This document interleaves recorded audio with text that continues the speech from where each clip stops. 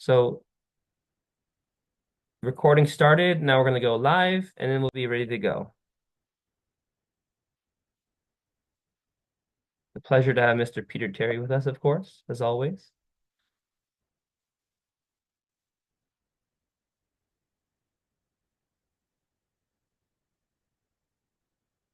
So Jeremiah, I don't see a notice if you started the live stream.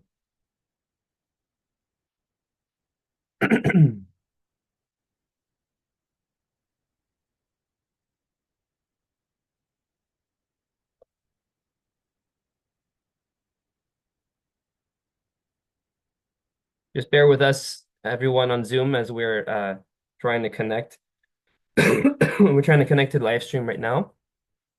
Just bear with us, please. And Ami, thank you in the comments. It's appreciated. You're very you're very thoughtful. Thank you, Ami. Yes, it's as we're going live, everyone. Just a quick recap. We spent about a month offline. We're thankful for everyone who was patient with our community as we got everything back together.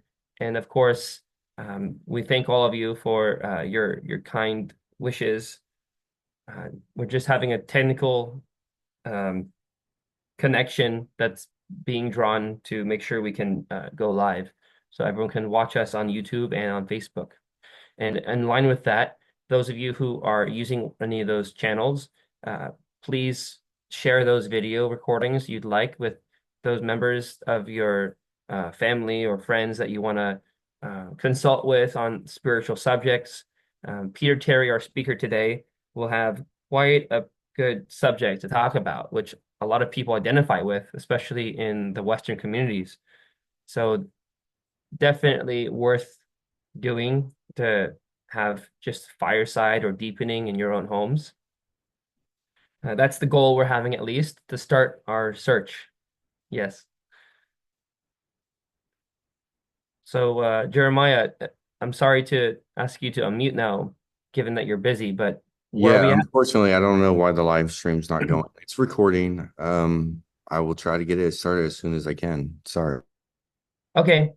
So you heard that, Peter. Just before I start, Peter, with regards to the presentation, you understand Jeremiah is saying we have technical difficulties to go live. Just give me a thumbs up if you're okay with going with the recording and letting him just start the live stream whenever it starts. Oh, sure. I'm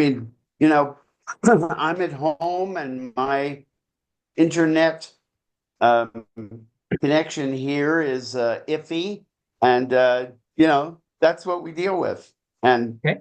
it, you know, it's um, it's infinitely better than when we had to send letters to each other in order to communicate. Yes, You of course, of know. course. Well, your kindness is appreciated, Peter, definitely with being so understanding. So, with that in mind, for the group, we're going to start. But unfortunately, for those on Facebook and YouTube, they'll be watching after the fact. So, I'm going to get started such that Jeremiah can cut off at the point that he wants. I'm going to act like we're going live. All right, here we go. Good morning, everyone. Happy Sunday. It is October. No, more. It is November 10, 2024. We've spent a month of hiatus to go from the time we last met and gathered to now. We appreciate everyone's patience as we went through that month of not having sessions online, as the Clearwater community is now ready to come out and have more of these programs. We're so happy to have with us Mr. Peter Terry, who has been with us for various sessions, providing such useful information for people starting their search, independently investigating truth, learning about religion, learning about how they can connect with God and theology. With that being said, we have with us today Mr. Peter Terry. He's an author, a teacher, scholar with 8 published books, 4 chapters published in other books, and 50 papers available online. Not just to speak on what he's done, this week's topic, the preface to the Bible on the revelations of God. This is within his principal areas of expertise, which is religious scripture, history, education, philosophy, and theology. For a number of years, Peter taught online courses for the Wilmette Institute, and he presented papers for the Irfan Colloquium and the Association for Baha'i Studies. Recently, he has presented on a variety of Baha'i-related topics, Zoomed by the Clearwater Baha'i community, such as the one we are having today with our Zoom group here today. Peter is a frequent contributor to Exploration series, which you can find the Zoom presentations hosted by the Baha'is of Clearwater, Florida, here on YouTube or on Facebook. You are more than welcome to visit clearwaterbaha'is.org/online-classes. His talks can also be found, of course, at the YouTube channel, youtube.com/C/Clearwater Baha'is. So this week's topic, Preface to the Bible on the Revelations of God. The revelations of God are progressive and universal, serving the evolving needs of humanity across ages. The principle of progressive revelation underscores that divine guidance is revealed in stages, addressing the unique challenges of each era. As Bahá'u'lláh affirms, every age has its own needs. Every age has its own needs, and the teachings of the manifestations of God serve as the remedy for the ailments of their time. Now, the prophets and chosen ones of God reflect his attributes and act as conduits for humanity to attain the presence of God. Through them, the limitless meanings of God's word unfold, offering spiritual solutions to worldly problems. Baha'u'lláh also reveals that divine guidance extends beyond specific religious views to universal revelation, visible in all creation, testifying to God's inner light. These teachings invite us to engage deeply with sacred writings, seeking their hidden wisdom to advance not only personal understanding, but the collective progress of civilization. The Universal House of Justice continues this progressive mission, applying divine principles to contemporary issues, ensuring the spiritual and material well-being of all humanity. Now, we have a resource you can find on clearwaterbaha'is.org for the session we're having today with Mr. Peter Terry on Preface to the Bible, on the Revelations of God. You can find the resource by clicking on the hyperlink that's available in the description. So I understand Jeremiah will also be putting the description on the YouTube video that's posted. So those of you joining on the recording can find it there. But in the off chance that you can't seem to connect, please go to clearwaterbaha'is.org and you'll find it there by searching in our resources. Thank you. With that said, we have Mr. Peter Terry. Peter, if you could unmute, there you are. We're so happy to have you today. Welcome. Good morning to everyone. I have a question. Is the live streaming going to be turned on soon, or should we just go ahead? Jeremiah, as Unfortunately, we'll just have to re-upload the recording that we're doing right now. For some reason, the live streaming is not working. I'm trying to take care of the technical. Okay. So, but on the bright side, Peter, okay. Jeremiah can schedule it to go live as a recording that went live. So we're in good company. We'll manage. So with that being said, let's begin. We thank you for your patience and understanding, Peter. Yeah. So thanks, John, for the introduction. And it's good to see many familiar faces here because we haven't been used to going to church together, so to speak, every week, and we've had a month off, which is quite remarkable, and it's also wonderful to see a whole batch of you here coming today after such a long break. You know, one of the reasons why we do these things on a weekly basis is because most people are creatures of habit, you know, and so if you do something regularly, they keep coming back if they like it. And of course we kind of interfered with actually nature interfered with the habit. So we had to make adjustments. But I'm glad that we're back, and let's hope there aren't any more hurricanes for a while, like maybe 20 years. How about that? So I'm happy to be here, and happy to introduce this program, this talk, which today is going to be a preparation for a series, because basically I'm going to be introducing a series of presentations, or course really, on the Torah, which is the Hebrew name for the Pentateuch, which is the Latin name for the first 5 books of the Bible. And this is from a very interesting perspective, I'm sure, for anybody who's going to show up for the whole series, because it's going to look at it from more than one point of view. My colleague Eileen Maddox and I are going to be taking very different perspectives, but complementary. And I believe that you'll find it very interesting. That's going to go on starting at 2:00 this afternoon, Eastern time. That is Clearwater, Florida time. And now I'm going to make a few remarks that will introduce that, and then welcome all of you to make comments or ask questions, both about whatever I say today and during this session, and also about the series that's just around the corner. So I'm going to see if I can share document that I prepared, that you, by the way, you have access to this through the website.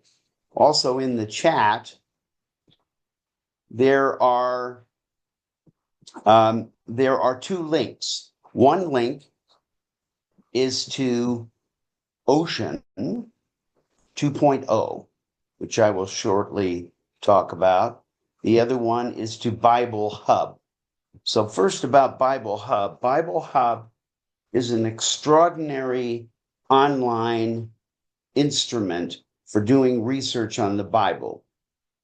It enables you to do word searches. It enables you to select specific books in the Bible, open them up, go to a specific chapter and verse, all with the touch of your fingers and in seconds. And it's beautifully formatted, and it's free. How about that? Totally free, unlimited access. For those of you who are really curious, you can look up the Greek original of something if a particular scripture was written in Greek. And you can look up the Hebrew original if you want. And you can look up the English translation in a very large number of translations.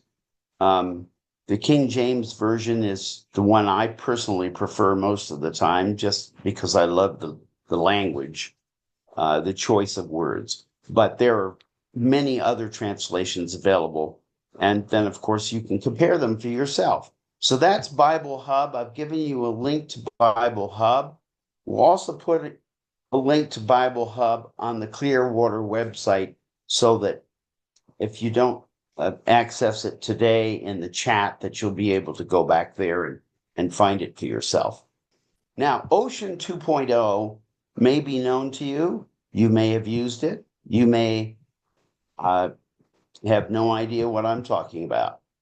But I'm going to introduce you to this also wonderful instrument for your research, your study, and for your reading pleasure.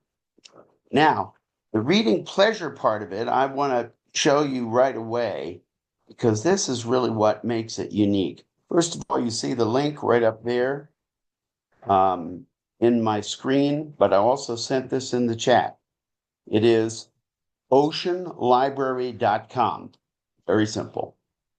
All lowercase.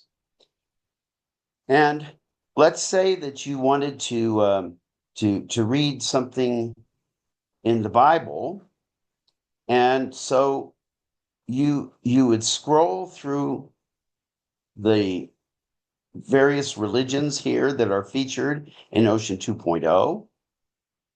And let's say that you wanted to look at the Pentateuch, which is the subject of our series starting later today. So you would click on Genesis, or you would, in this case, the first book of the Torah is Genesis. It's also called Bereshit in Hebrew. You click on that, and then you hit play book. You see? And then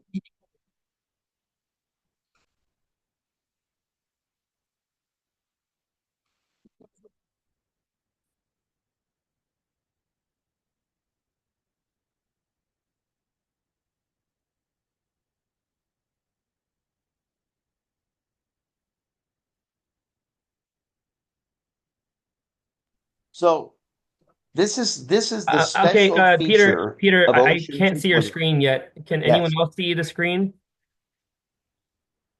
Can anyone else see the screen? I cannot see the I'm screen, screen Carrie. sharing. Yes, Come again? I see the screen, You can't. John. I see the screen. Okay, so that's my technical difficulty. Sorry about that, Peter. Okay, if there's anybody else who can't see the screen, this whole program is recorded. And so you'll be able to play it back, okay? And then you'll see the screen. So this is one of the special features of using Ocean 2.0 is that you can read any book of the Bible, and for that matter, any book of any religion that we feature in the collection. And you can read it in text. And you can also, in the case of most of these books, including the entire Bible, every single one of the 66 books of the Bible, you can read it with audio. And the audio, as you can see, this is a very well-trained and expressive narrator. And I don't need to tell you the impact that having, and especially scripture, of hearing it narrated, of hearing it intoned, as the Guardian used in his translations of Bahá'u'lláh, intoned or recite. And this has a huge impact on not only our minds, our hearts, our souls. So I highly recommend it to you. And this will be available for any for the upcoming course on the Pentateuch, but it's for your use anytime you want. Now that you have the link, you can explore the different things that you can do with Ocean, and I will introduce them in the forthcoming course, so that you can make the most of it. Okay, so now I'm going to switch documents and go over to my prepared talk for today. Now, the preface to the Bible that I'm going to give today is probably going to be on the unusual side, because I'm going to seemingly not talk about the Bible. Well, what's that all about? So I'm going to jump right into it so you understand, or hopefully will understand, why I'm doing it this way. The revelation from God is progressive in nature. I've listed a number of citations where you see that principle explained in our Baha'i literature. And one quote here is, "Inasmuch as all men have been created to carry forward in ever-advancing civilization. It's for our purposes that it's progressive, because we are progressing, and hence we need to get a progressive revelation from God. In order to be responsive to the progressive needs of humankind, the legislation of the Universal House of Justice is also progressive in nature. Here it's explained in a quotation from the Bisharat, one of the tablets of Baha'u'lláh written after the Kitab al-Jas. Inasmuch as for each day there is a new problem, and for every problem an expedient solution, such affairs should be referred to the ministers of the House of Justice, that they may act according to the needs and requirements of the time. And Baha'u'lláh teaches us, know assuredly that just as thou firmly believest that the word of God, exalted be his glory, endureth forever, thou must likewise believe with undoubting faith that its meaning can never be exhausted. Now, our capacity to understand this limitless revelation can also never be exhausted. And why is that? Because Baha'u'lláh assures us, in every age, the reading of the scriptures and holy books is for no other purpose except to enable the reader to apprehend their meaning and unravel their innermost mysteries. Otherwise, reading without understanding is of no abiding profit unto man. Now, if he's making this statement that the purpose is for us to understand, it's clear that we can understand, because God is not going to ask us to do something that we're not capable of. Now we will begin our journey of search for the meaning, for meaning in this world and this life, and continuing it in the other worlds forever. That's the reality. We begin it in this life and we continue forever. The revelation that we are familiar with as Baha'is is what we call progressive revelation. But Baha'u'lláh was asked a question, and he answers this question by citing the language used by his questioner.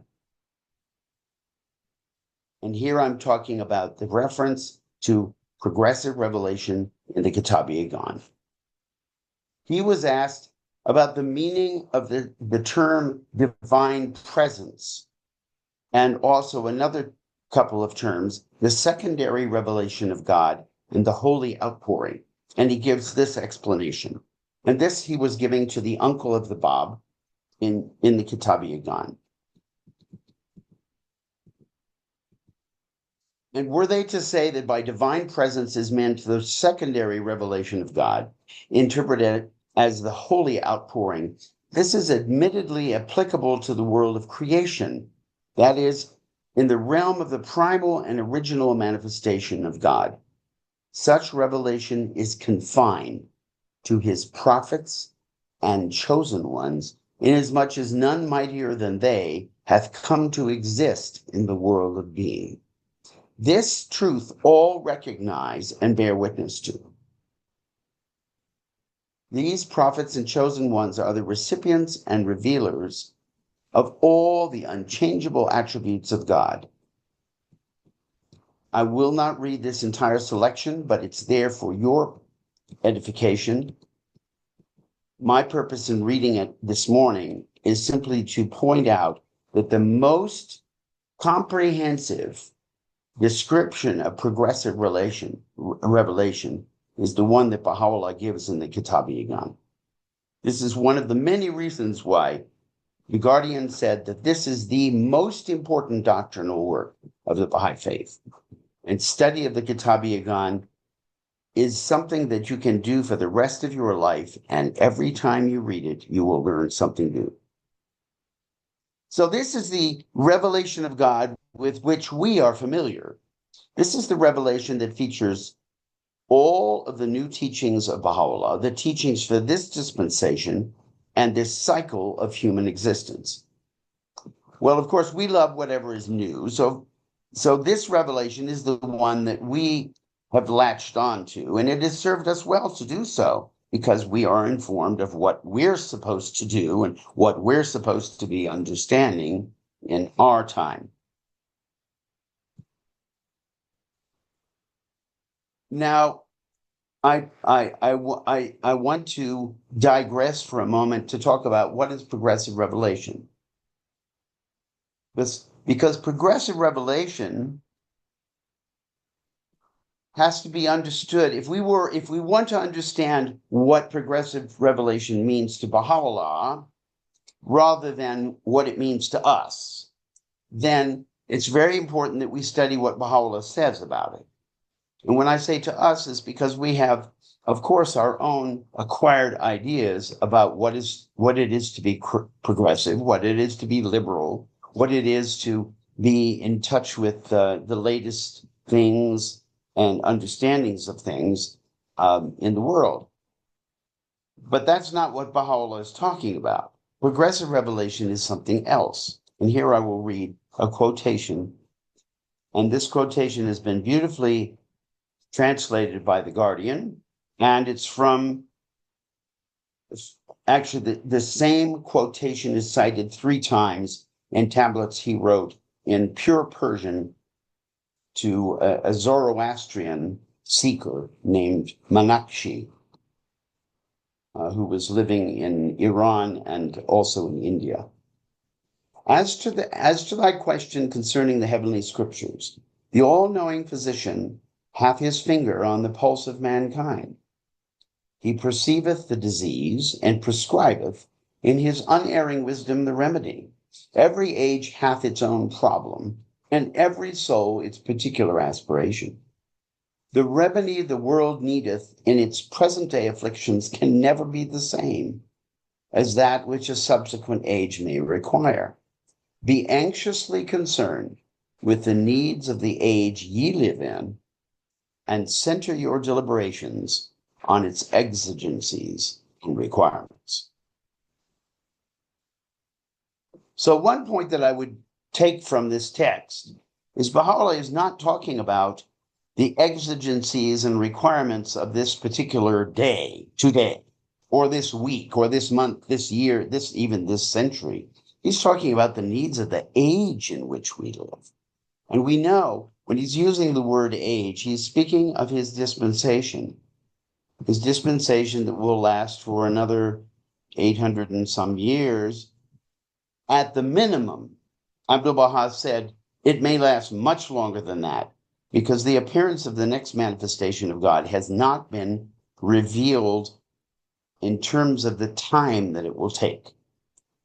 We know that it will be at least 1,000 years from the declaration of Baha'u'lláh, but beyond that, we have no idea. So it's at least 1,000 years that he's talking about. Well, he gives us some clue about what is required, what are the needs of the age, and this is the divine physician speaking, who knows much better about what our needs are than we do.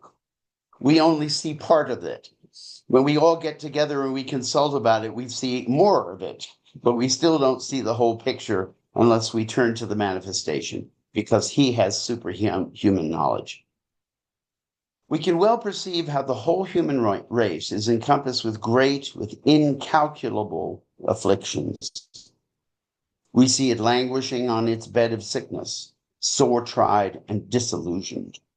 They that are intoxicated by self-conceit have interposed themselves between it and the divine and infallible physician.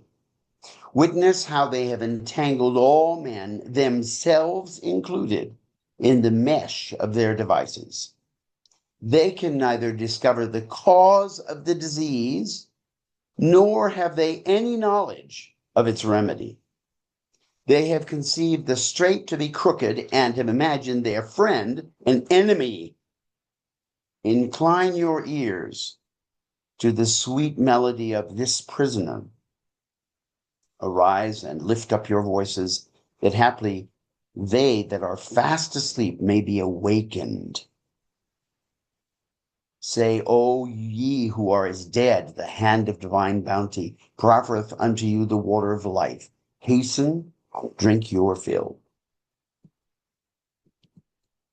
So, the divine physician who has revealed himself in this age as Bahá'u'lláh. He's the one with the remedy, and his sweet melody reveals this melody to us in his revealed verses. And there are some quotations I'm going to cite here that explain this principle with great clarity.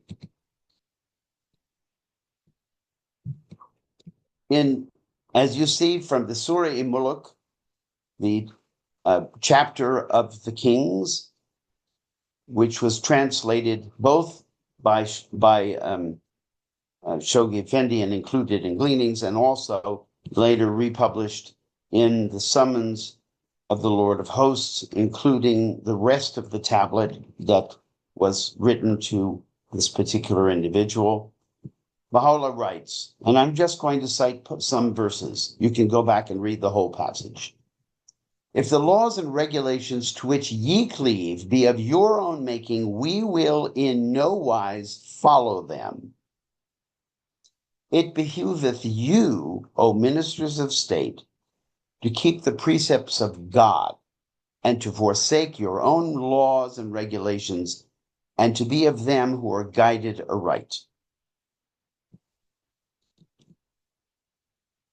In another passage, written in the Ishraqat, a tablet which Baha'u'lláh revealed to complement the Kitab-i-Aqdas, he wrote, "It is incumbent upon everyone to firmly adhere to and observe that which hath streamed forth from our most exalted pen.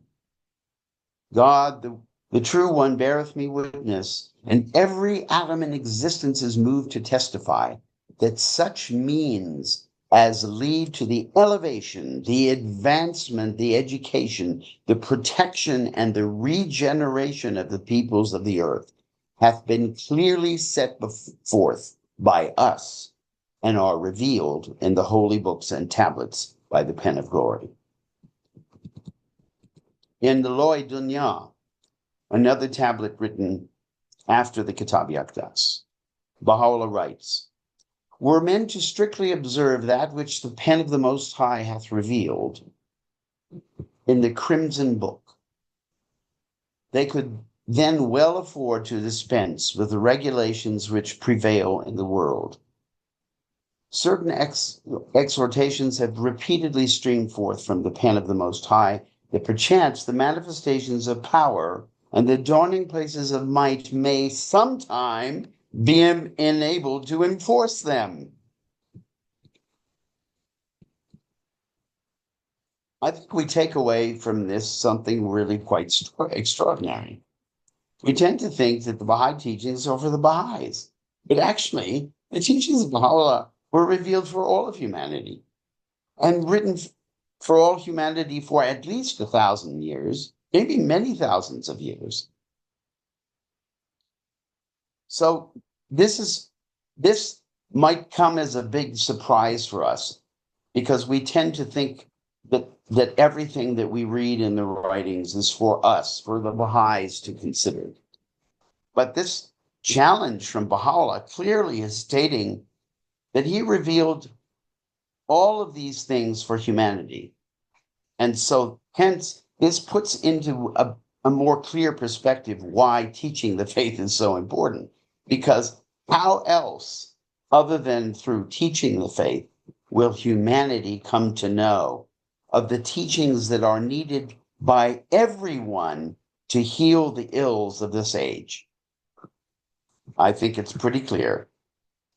So there's another surprise, and this might not be a surprise for everyone, but it turns out that a lot of us haven't noticed this, or noticed this only sort of in passing, and it didn't stick.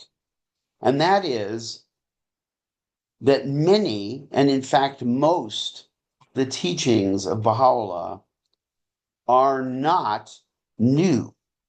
They are perennial teachings that have been taught by all of the manifestations of God.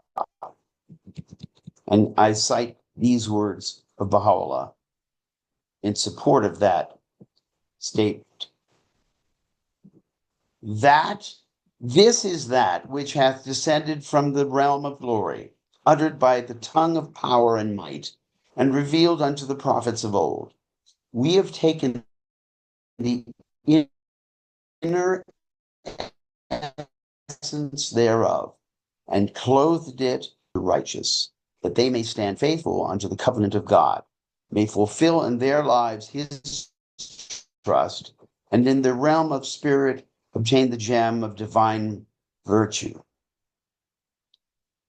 This is from the prologue. This is the prologue to the Arabic hidden words. The second quotation is from the Kitab-i-Aqdas. He says, this is the changeless faith of God, eternal in the past, eternal in the future. And so most of the teachings of Baha'u'lláh are perennial teachings, are teachings of all of the manifestations.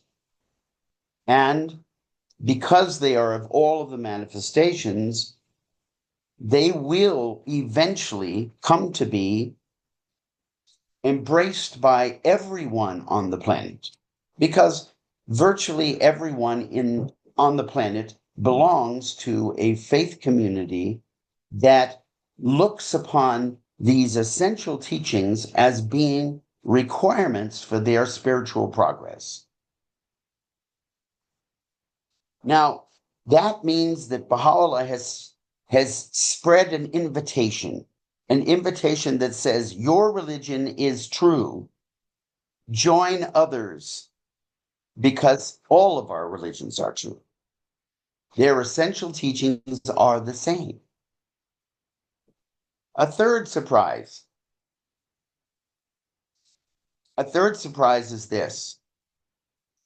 There's another kind of revelation besides progressive revelation. What? Yes, as Baha'is, we've been taught about progressive revelation from the time we were first investigating the faith. But there's another kind of revelation. And I assure you that I'm not making this up. I'm going to quote directly from the Kitab-i-Aqdas. These are the words of Baha'u'lláh describing this phenomenon. Should they assert that the revelation of God signifieth a universal revelation, it is clear and evident that such revelation already existeth in all things. The truth of this we have already established, inasmuch as we have demonstrated that all things are the recipients and revealers of the splendors of that ideal king, and that the signs of the revelation of that Son, the source of all splendor, exist and are manifest in the mirrors of beings. Nay, were man to gaze with the eye of divine and spiritual discernment, he will readily recognize that nothing whatsoever can exist without the revelation of the splendor of God, the ideal king.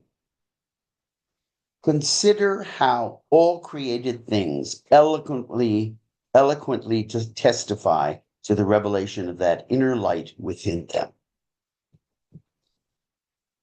Now, if by attainment unto the presence of God is meant attainment unto the knowledge of such revelation, it is evident that all men have already attained unto the presence of the unchangeable countenance of that peerless king.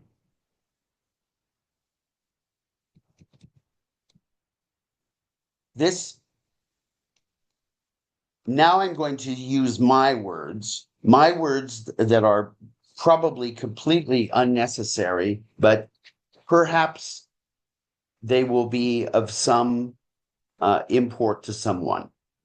And that is the teachings of all of the philosophers and mystics and intuitives and New Agers have been basically about that the signs of God's existence, the proof of his existence, is to be found in all things, in literally everything. And that therefore all things are our educators, are our divine educators. There is no place we can look to where we don't see God. God is reflected in all things. So we're not really in a position where we need to tell them that they're wrong, right? And we're also not in a position that we need to tell people who are indigenous and who believe the same thing, who believe that all these animals and all of these plants are in some way, mysterious way that they don't understand, that none of us really understand, that they teach us about God, that they inform us about the reality that is behind all things. Those people are speaking the truth. Those people know the truth in their own way. This is an extraordinary statement, a statement that is just as important for us to be acquainted with as the understanding of progressive revelation. Because really, we're talking about a unity that is already existing.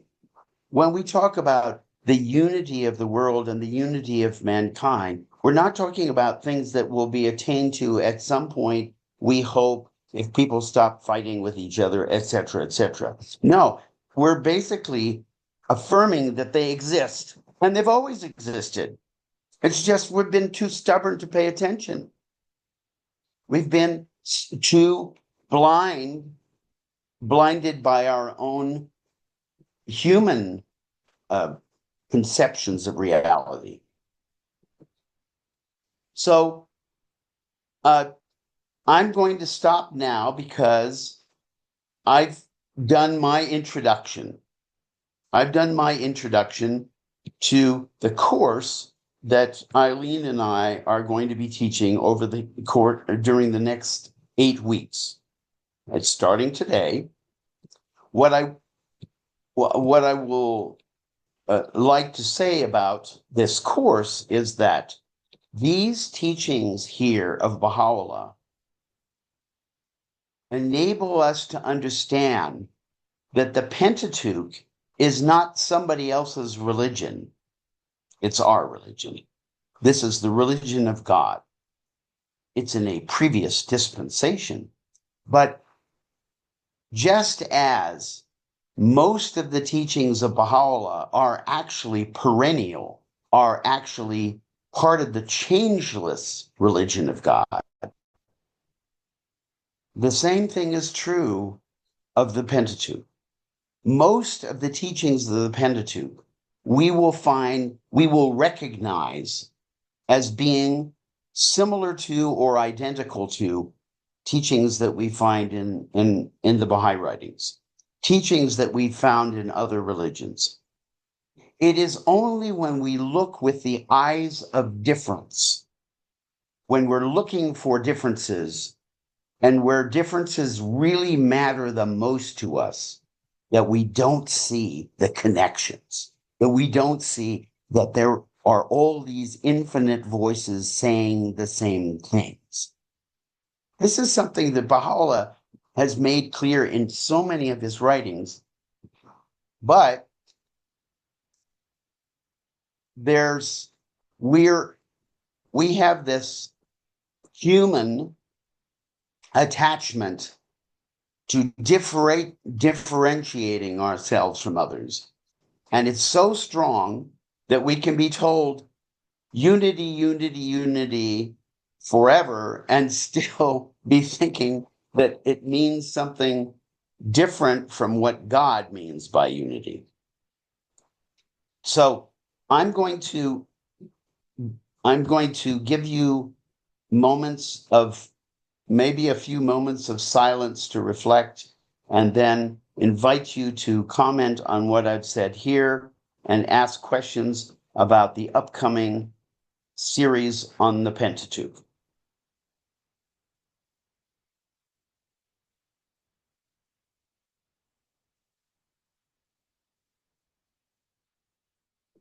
Dear Terry, do you mind clarifying what the Crimson Book means? Is it a reference to the Bab's body of work, or is it a reference to Baha'u'llah's body of work? Or is it a reference to the writings from each of the central figures as a whole, including the Guardian? The Crimson Book is has somebody asked this of the Guardian, and the Guardian directed his secretary to write a letter that explained. And I'm trying to get back to my. I'm trying to stop screen sharing. Jeremiah, help! I want people to just see my face instead of this the text. So that he explained that the Crimson Book refers to all of the writings of Baha'u'lláh, but it also refers to a specific book. And in that case, the specific book that it refers to, and that's only in a certain context when that is what he's talking about, is the Kitabi-ad, the book of the covenant, the book of his covenant, which by the way is worthy of in-depth study, because it's not just about appointing Abdu'l-Baha as the person to lead the Baha'is when he was going to go. It covers many, many important themes. So, yes, of course, it's a very important book. If that book hadn't existed, the Baha'i faith would be totally different. And we would not have the riches of having been guided in such a profound manner by Abdu'l-Baha or by Shoghi Effendi. The whole the great wisdom that has come our way through Shoghi Effendi as well would not exist if Baha'u'lláh had not appointed his successor, and a particular successor.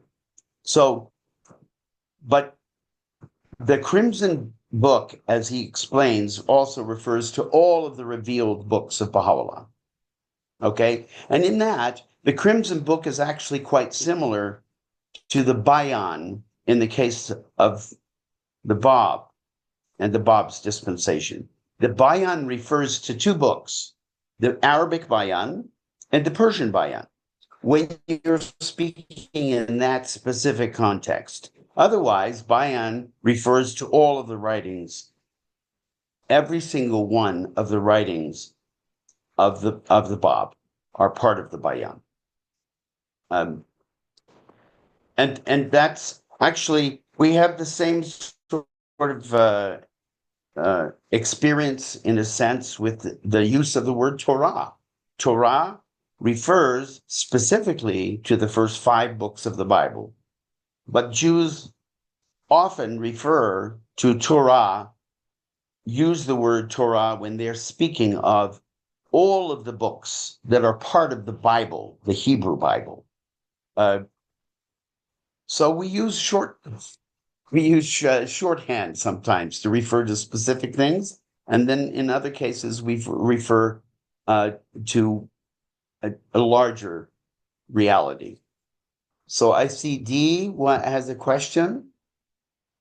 Go ahead and unmute, please. Yes, thank you. Yes, thank you, Terry. So we are going to be focusing on the Pentateuch, which would be the first 5 books of the Old Testament. Is that correct? That's correct. That's correct. And by the way, I want to explain that the reason why we're starting with the first 5 books is because Eileen and I are giving a course, or maybe you could call it a couple of courses, on the entire Bible. Okay? We're starting with the beginning. So we're doing this consecutively. So we're doing the first 5 books for the next 8 weeks. And then after that, at the Desert Rose Baha'i Institute, we're going to be doing various other books. We'll give you a preview later. And then we will continue the series, maybe in the summer, but certainly in the fall. So what is the And then Yes, go ahead. What is the difference between the Pentateuch, which is the first 5 books of the Old Testament, and the Torah, which the Jews call the first 5 books of the Tanakh? No, it's the same. It's So exactly, the same. yes, it's exactly the same. They're Hebrew and Latin for the same thing. And actually in Hebrew, we have an expression, chumash. Chumash means it refers to the fiveness of these books, because chumash is from chams, which means 5. So it's referring to the first 5 books. That's one of the terms that Jews use to describe the Torah. But Torah means teaching. That's Yeah. what it means. And that's, the principal teaching for Judaism are these first 5 books. Okay, so Everything else they regard as basically commentary. So my understanding then, Yes, go just ahead, to please. clarify, is that you're going to start with Genesis and then go to Exodus in that Yes, progression. yes, we will. So do you Yes, want we us will. to read Yes. And Genesis first? well, you won't have time to read Genesis before we start the class, because the class follows this presentation. So that we start at 2:00 Eastern time. Eileen is in the audience here. She will be my co-presenter, and we will begin at 2:00 and with Genesis. Well, actually, with what came before Genesis, basically informing you about the history and about the different manuscript copies of the book of the Torah. And so that will be forthcoming at 2:00. That's when the class will start. Thank you. You're welcome. And just by the way, some months ago, I gave a presentation on just the book of Genesis, which was videotaped, was recorded, and which is online someplace. And who knows, maybe by the time we get started with our class, Eileen and I will have found where it is, or maybe Jeremiah will find it, because I think I sent it to him. And then we can give the link to that if you'd be interested in looking at it. Now, Kathleen, your turn. Good You morning, have to Terry. unmute. Thank you so much for this presentation. Good. I have a question about the actual mechanics of this. Do we log on to the class at 2 p.m. through this link that you have given above, or can we just log on through the Clearwater Baha'i website?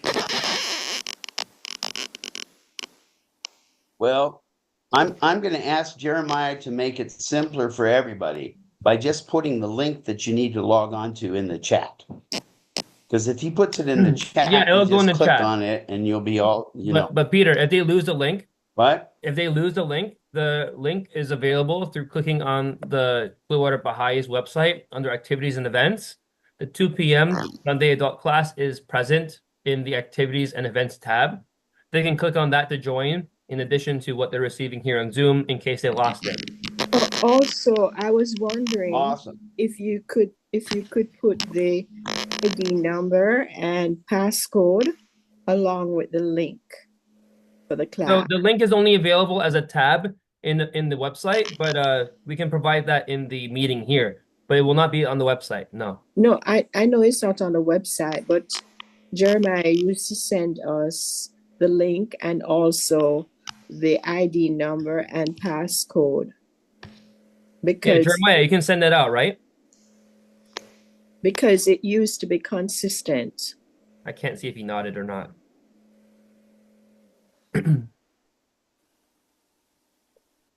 He's figuring it So, out. so if Dee would like to send me a email, I will directly communicate with her about this particular issue she might be having. But you should be able to, as soon as you click on that link at the website, and let me just share my screen real quick. Yeah, I just wanted the ID number and the PC as well, because you used to send us that. Okay, but I don't know what I have specifically set up for this. I think everything's set up with a waiting room. And if I haven't included a passcode on this one, I'm not sure if I can. But I will take and I will look at it and I Yeah, will see if that because can be done. yeah, that used to be more convenient because it was a consistent ID number and a passcode.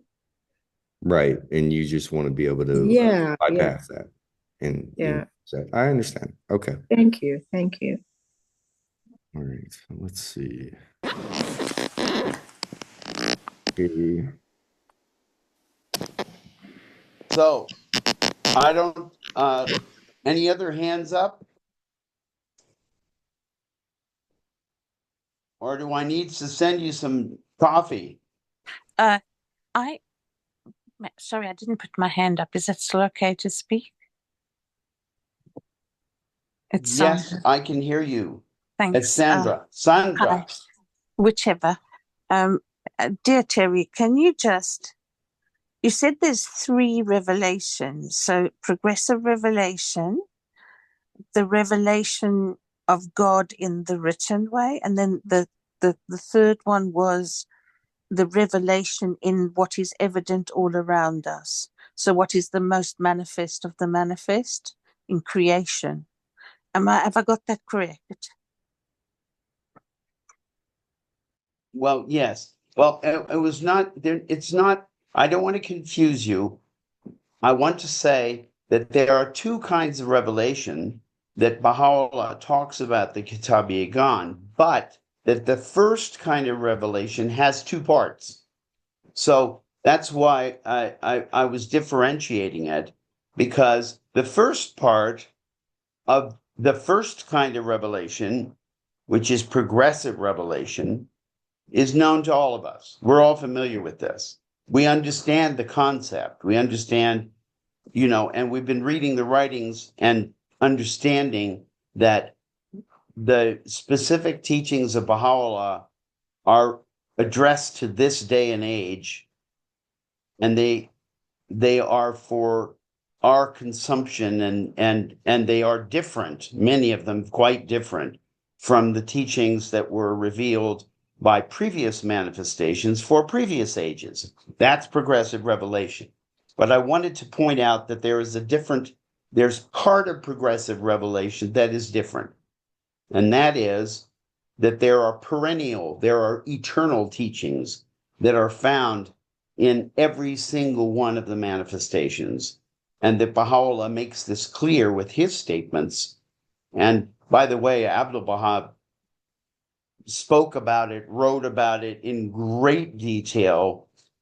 There's a talk of mine on this subject, citing a number of those texts, and there's also a written document that I sent along with that that is available through the Clearwater Baha'i, probably on their YouTube, I'm guessing, but I could send out that compilation from Abdu'l-Baha, and for that matter from Shoghi Effendi, so that people understand that when I'm talking about these essential teachings, this is how the term that Abdu'l-Baha uses, the essential teachings, which are perennial, which are forever, which are changeless, and hence the changeless faith of God, that the term that Baha'u'lláh uses in the Kitab-i-Aqdas.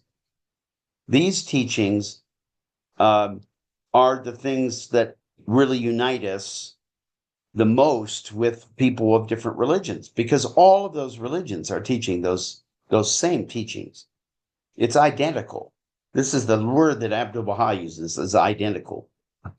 And so that's part of progressive revelation, but it is a part that needs to be looked at separately, because you have to, depending on what Baha'u'lláh is writing about, you want to recognize this is a teaching for this day, or this is a teaching for all days, right? And then the third topic is the topic of universal revelation, which is described in the Kitab-i-Iqan, but also it's described in many other places, in many other writings of Baha'u'lláh. And so that's, I used the word three. I said there were three things, but actually, two of the three things are part of the revelation that comes through the manifestations of God. And those are the teachings for the day in which that manifestation appears, and the perennial teachings that he is restating in different wording, but restating the same principles that have been promoted by previous manifestations. That's why when we talk about the unity of religion, we're really talking about a unity that is complete, because we have all the manifestations teaching us the same things. And it's only some of the content of the revelation that is different, and that is adapted to our time. And that is why Baha'u'lláh talks about abrogation. He says the manifestation upsets a whole lot of people, alienates a whole lot of people, because they think that all of the teachings of the manifestation are forever. And when they find out, no, well, what's going on? Jesus changed some things that were taught by Moses, and Muhammad changed some things that were taught by Jesus. And Baha'u'lláh changes a whole lot of things that were taught by previous manifestations. And they can't differentiate between what is for today and what is for always. But we need to be able to, because when we can help other people to come to that understanding.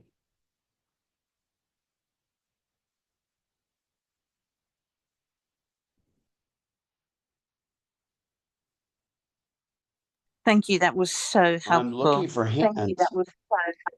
Oh, well, thank you. That's what I'm here for. Any way I can help. Peter, this is Eileen, I see you are yes. I just put in the chat box the link for this afternoon, and I'm asking if John or Jeremiah can just quickly double check that link to make sure that it is correct. I think it is, since I got it from the Clearwater announcement. And also to let everyone know that we're going to have a newsletter every week about the course. And if you would like to be on the newsletter mailing list, just send me an email, and I posted that in the chat somewhere too. So that's about it. Peter, I'll see you this afternoon. By the way, if you, I noticed this function in chat just moments ago, that if you want to see all of your messages in chat, you actually have to click on something, because they won't necessarily show up. Okay? So you have to click on it to open them, and then they will. And then you'll have the link for the opening class on the Pentateuch that starts at 2 p.m. today, and also a link for the that is describing the newsletter, and with Eileen's email on it. Okay, That is the correct meeting ID. I think out of what? It's correct. Yes, It in the meeting ID in Yay. 755. Hooray. Yes. Okay, so that's how you could, all of you can get into the Pentateuch course, which starts at 2 o'clock this afternoon. And that's really all I have to tell you today. I hope that as many of you as possible will come back at 2 o'clock.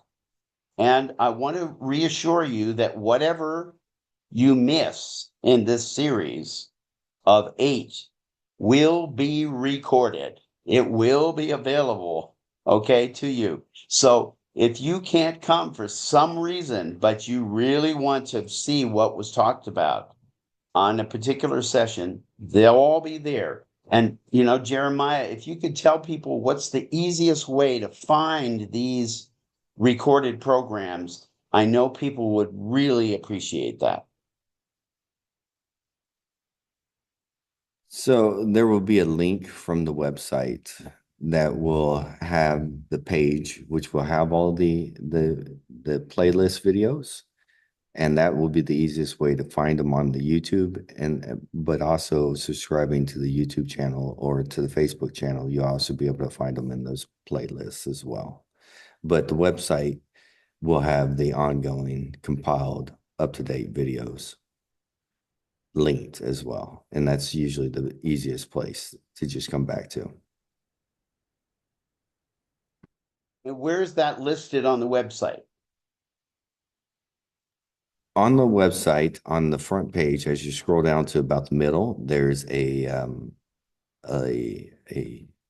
what I call a little push tab, and it says the Holy Bible, the Pentateuch, Genesis to Deuteronomy. And if you click on that, it will take you directly to that page with Eileen's information and your information. And it will also show you the series. It will allow you to create a calendar reminder. It will give you the Zoom meeting, and yes, and then you will, as we have these videos uploaded, you'll see the videos at the bottom as well.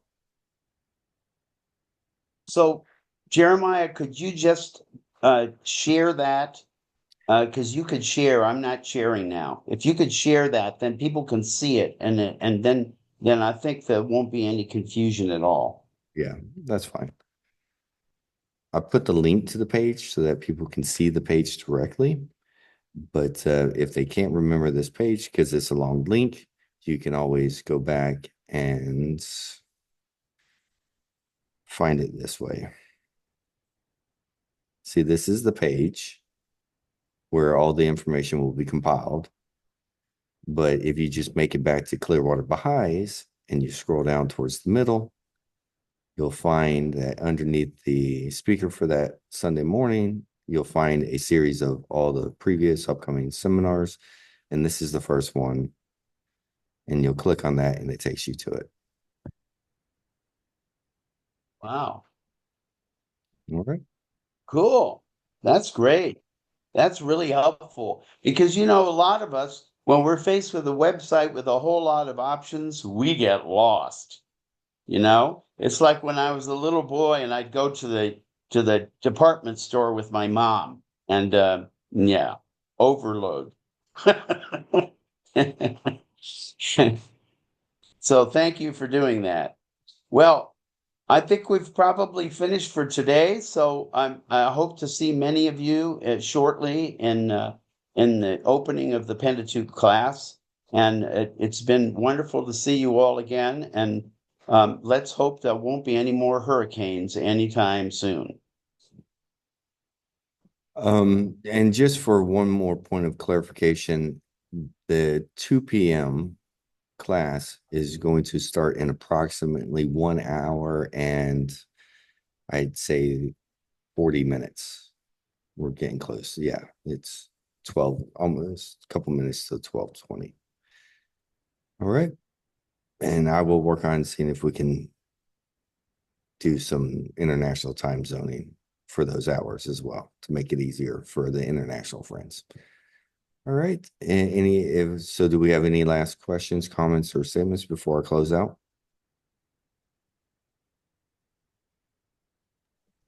Just to thank you for everything that you do and really appreciate all that you and John and the Baha'is of Clearwater do for us. Thank you. Well, thank you guys for joining and participating. Have a good afternoon. We'll talk to you later.